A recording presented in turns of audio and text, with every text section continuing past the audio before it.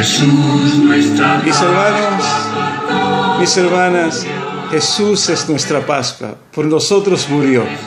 Por eso continuamos alegres, continuamos festejando, continuando pues con esta celebración que es el motivo más grande que podamos tener para nuestro gozo. Mis queridos hermanos, hoy es miércoles de la octava de Pascua. Y hoy precisamente el Evangelio nos muestra dos elementos importantes de cómo nosotros podemos realmente seguir festejando, seguir celebrando la Pascua del Señor. En ese ambiente realmente de gozo, de alegría, porque Cristo resucitó, porque Él es nuestra Pascua. ¿Podría haber una excusa mayor para celebrar, para festejar, para sentir alegría? No lo hay. Mucha gente en el mundo busca motivos para festejar, para tomar, para pasear. Pues nosotros tenemos el mayor de los motivos, el saber que nuestro Dios venció por nosotros la muerte y en Él entonces hemos obtenido la verdadera vida. Hoy, mis hermanos, en el Evangelio en San Lucas, en el capítulo 24, versículo del 13 al 35, nos muestra Jesús dos elementos muy importantes de cómo celebrar, seguir celebrando y seguir tomando conciencia de la grandeza de este acontecimiento. Dice, hermanos, la palabra de Dios hoy que dos discípulos iban caminando hacia el pueblo de Emaús, un pueblo ubicado a unos 10 kilómetros de Jerusalén. Mientras caminaban, discutían sobre lo acontecido y se unió Jesús a ellos, pero ellos no podían reconocerlo, no sabían por qué. Pero de repente Jesús entonces le preguntan, ¿de qué hablan?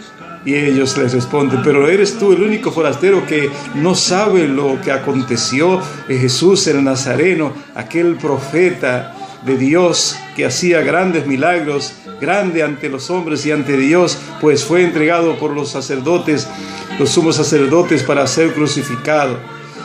Y Él les dijo entonces, qué cerrados son, qué tercos son para entender todos estos acontecimientos. Y dice la palabra de Dios que comenzó a explicarle todo lo que se refería a Él del Antiguo Testamento, de la palabra de Dios, desde Moisés hasta todos los profetas.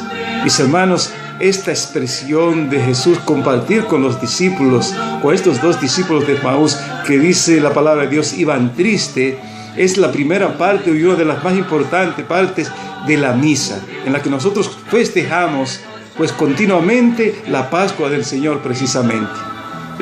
Nosotros entonces estamos llamados a vivir la Pascua aferrándonos a la palabra de Dios allí donde podemos reconocer a Dios. Por muy cerca que esté Dios de nosotros, por muy cerca que camine con nosotros, si no abrimos nuestros ojos a su palabra que nos habla al corazón, que nos habla directamente a nosotros personalmente, como lo hizo con María, que ayer veíamos en el Evangelio cómo la llamó por su nombre, y ahí lo descubrió.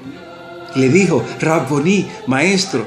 Asimismo, estos discípulos cegados ni siquiera sabían por qué no logran reconocer a Jesús. Y es entonces que a través de su palabra, pero también compartiendo el pan con ellos, como dice más adelante, que cuando iban de camino, ya llegando al pueblo donde debían ir, entonces Él hizo ademán de seguir, pero ellos le invitaron a quedarse porque ya era tarde, y Él entonces se sienta a la mesa con ellos y dice la oración de bendición del pan.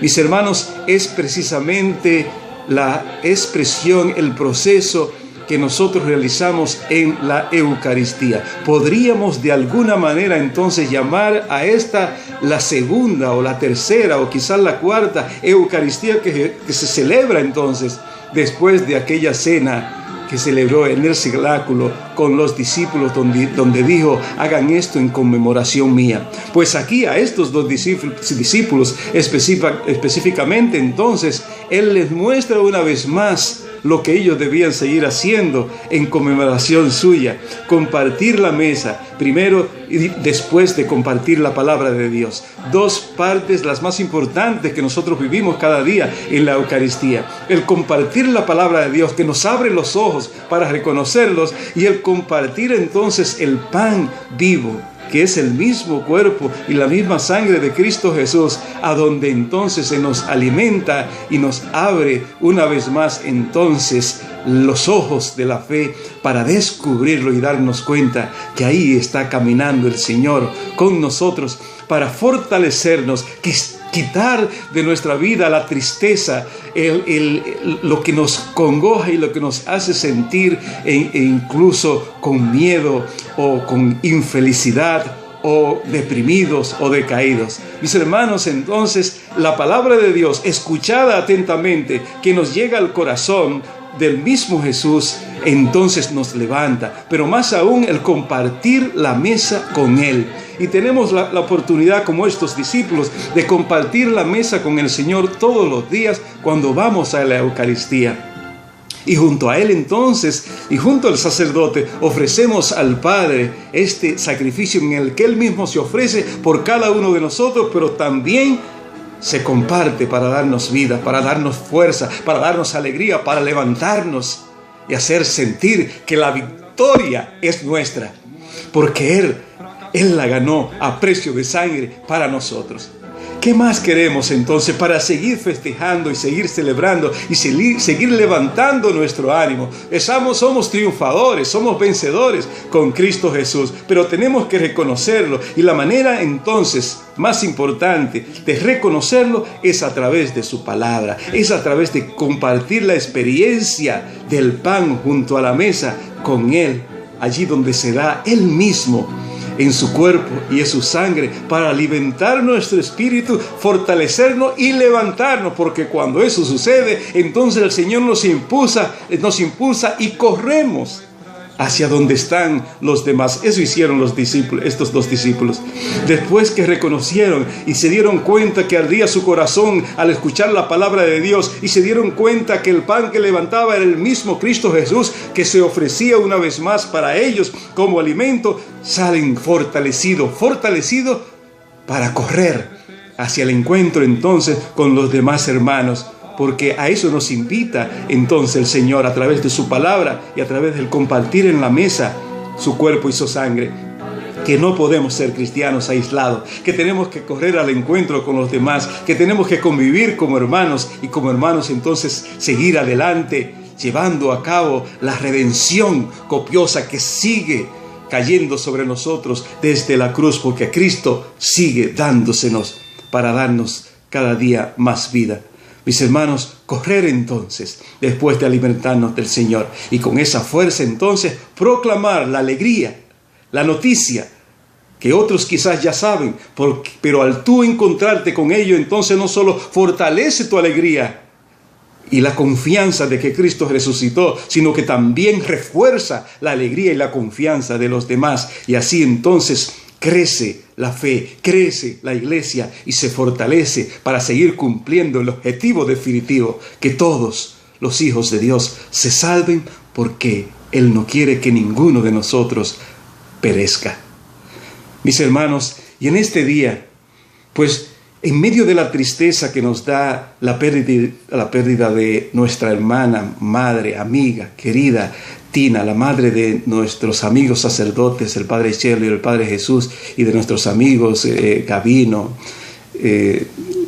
Alejandro y toda la familia en general, que es para mí de una manera particular una familia en la que compartí tantas experiencias de fe, tantas experiencias de servicio en la comunidad, con la que me siento tan ligado. Pues en esta reflexión podemos también descubrir que aunque la pérdida de Tina, esta amada mujer por todos nosotros, por su delicadeza, su entrega, su alegría, su dulzura para con todo el mundo, pues a pesar de la pérdida física, sentimos en el fondo la esperanza que nos llena de gozo de saber que ella desde muy joven reconoció a Jesús, porque abrió su vida a su palabra. Pero lo reconoció también al mismo tiempo, sentándose con él desde muy joven a la mesa, participando cada día en la Eucaristía. Y esta mujer entonces, llena de Dios, nos da a nosotros cuál es el verdadero sentido de la vida cristiana. Que aunque llegue la muerte física a ella, sabemos que es un paso como el de Jesús. El paso a una nueva vida, a una nueva esperanza, a la vida verdadera que ella mereció por su vida aquí en la tierra. Por eso entonces la muerte física de Tina es y debe ser para nosotros una Pascua en particular para su vida, que debe ser también la Pascua para nosotros. Si realmente, siguiendo su ejemplo, también somos capaces de reconocer a Jesús y seguir con Él, caminar con Él toda la vida, compartiendo su palabra, compartiendo su presencia en la Eucaristía y siendo cada día luz para los que les rodean, con esa sonrisa, con esa palabra delicada, con ese cariño que ella brindaba a todos los que se acercaban a su familia, a su casa, a su hogar. Por eso, mis hermanos, dar gracias a Dios, sobre todo con gozo y con alegría por la vida tan fructífera de esta mujer de Dios. Una santa que hoy entonces es un ángel en el cielo que intercede por nosotros, porque estamos seguros que merece realmente lo que merecen los hombres y mujeres justos que creen, confían y son fieles al Señor como lo fue ella. Y los frutos que ella ha dado, ella dio 2 sacerdotes y otros hombres y mujeres de Dios que hoy siguen luchando por el reino de Dios. Entonces es una muestra de que aquel que encuentra profundamente a Dios no solo gana el reino de Dios, sino que también da frutos para que otros también puedan alcanzarlo. Un saludo y una oración de fortaleza, pidiendo fortaleza por cada uno de los familiares, los hermanos, los sobrinos, los tíos y todos los que forman la familia Delgado Suriel, que en estos días pasan por la tristeza de la pérdida física aquí entre nosotros en la tierra, pero que ganan un ángel con mucho poder de intercesión allá en el cielo. Que el Señor les bendiga y un saludo cariñoso. Los amamos mucho, hermanos, hermanas de la familia Delgado Suriel. Mis hermanos, nos vemos mañana de nuevo en otra reflexión del día.